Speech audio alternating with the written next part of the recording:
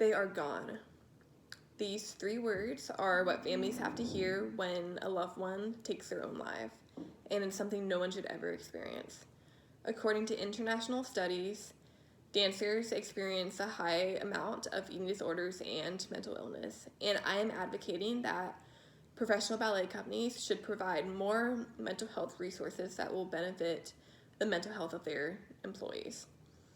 And I am saying this because of the high percentage of dancers with eating disorders, the standard of perfection that comes with the job, the mental struggle that comes with having injuries, and the occupational pressure as well.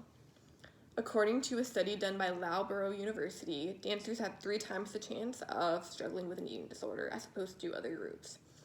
And based off that study, anorexia was the most prevalent eating disorder. And as a former dancer myself, I have had to witness the effects of anorexia firsthand, as I have had a friend who struggled very deeply with anorexia and she almost lost her life. And that is something no one should ever have to go through.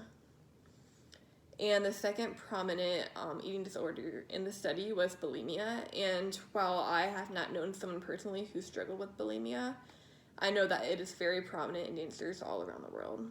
And this is because as dancers, we spend hours and hours just staring at ourselves in front of the mirror, and it can truly take a toll. The second reason that professional dance companies should provide more mental health resources is because of the standard of perfection that comes with the job. According to the AAO Asian Journal, ballet dancers who fail to meet their own goals or win acceptance from others have a high chance of suffering from psychological symptoms. And this is because dancers hold themselves to a very high standard and they can feel like they can never live up to how good they could potentially be. And another factor that plays into this is that competition is very prominent in the ballet world. And this competition can come in different ways. I know a major factor is there's a competition to have the skinniest body type and the best ballet body, which can be extremely unhealthy for someone to try to attain. And another reason that competition can be very prominent is through just how they're dancing. So how flexible they are, how many turns they can do, how high they can jump. All these factors play a huge role in this as well. The third reason that I believe ballet companies should provide mental health resources to assist in their dancers is because of the mental struggles that comes from a dancer who has an injury. And according to the Journal of Dance Medicine and Science, the reaction that you get from a sport injury can come with the same grief and sadness that comes with a death that you might be grieving. And I can find this to be extremely true because when you're a dancer and you experience an injury, you can no longer do what you feel like you're meant to do, and you can lose your identity, which can be extremely hard. And I have experienced this firsthand as I had a fairly bad injury where I was out for 6 months and I truly lost my identity and I struggled a lot. And another factor that plays into this is that depression can also come on from having an injury. And this is because dancers can feel a sense of hopelessness and just loss of purpose if they can't feel like they can do what they're meant to do. And PTSD and trauma can also come from having an injury, which means that the dancer might fear of the injury happening again or coming back, and it can really take a really hard toll on them.